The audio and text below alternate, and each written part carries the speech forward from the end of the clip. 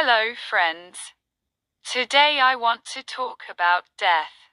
The greatest tool I have for treating mental illness is the meaning of death.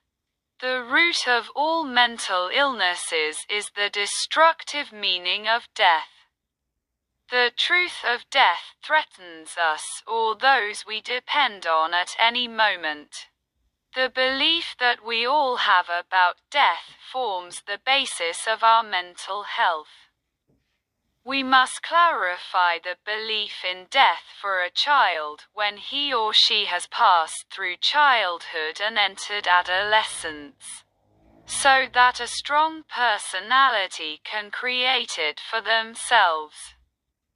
I am reminded of a saying by Nietzsche that says that the probability of me being able to say whether or not there is a world after death is 50-50, meaning that I could be right or wrong. Because no one comes out of this world after death, how can we get a meaning from this unclear meaning that will benefit our mental health, and when the truth that is right and wrong is not clear, why not say a good meaning? We unintentionally see many deaths of people we know, those who were with us, and every human being will face this truth, and when we do not have an answer to this question we collapse. They say we are afraid of something that we do not know what it is, and we come to create a face of death that can be an almost correct face and answer this question for us.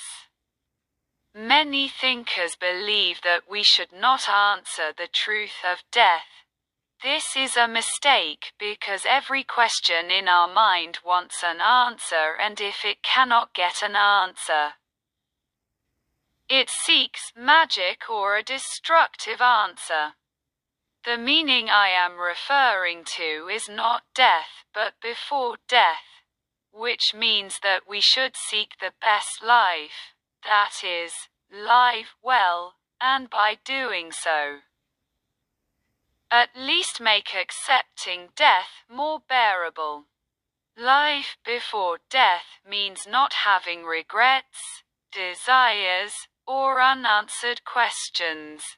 Friends, when we have the best life, when we have created the best life for ourselves, death becomes more acceptable.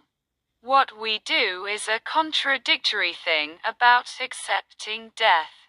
That is, instead of running away from thinking about death, we think about death, and we think a lot about it. Why? Because the mind thinks about death anyway. Why is this thinking unconscious? But this thinking must be accompanied by an answer. When you face any issue, before you give an answer to it, know that death will happen to it. That is, when can we not lose something? The only way we may not lose something is to not possess it and not own it in the first place. Nothing is for you, nothing will ever be for you. Not a father, not a mother, not even a child, not a spouse. You have no right to own anything, and everything that is given to you is a gift, and can be taken away from you at any moment, and this is not injustice. And nothing is for anyone. When you think that you do not own anything and that it was given to you to be taken away from you at some point, you will be introduced to the truth of death from the very beginning. When we think that something is ours and is permanent, we betray ourselves in two ways. First, we will not use it fully because we think that we are its permanent owner, and second, every time we think about losing that thing, we become afraid, and we respond to this fear with magical and pathological states such as being on top of the body or being a permanent thing. The example I give my clients is that your hand that is in your body is not for you because it is possible that your hand will be transplanted to another body, and it will no longer be your hand. That is, you do not even have ownership of your body parts. We humans have to have things that no one can take away from us. Visible belongings that we can't get lost in this storm of life, and that we can hope for and feel like winners and valuable from having them. And the best thing is pleasant memories, enjoyable experiences, and past learnings. No one can take them away from you. And the requirement for that is to live in the moment and enjoy and use the best opportunities that you have at that moment and not look for the ideal and the best. Put 80% of your energy and feelings in the present. Leave 10% for the past to analyze your mistakes, interpret your mistakes, and to make the present and future better. And 10% for the future to predict, plan, and prepare more.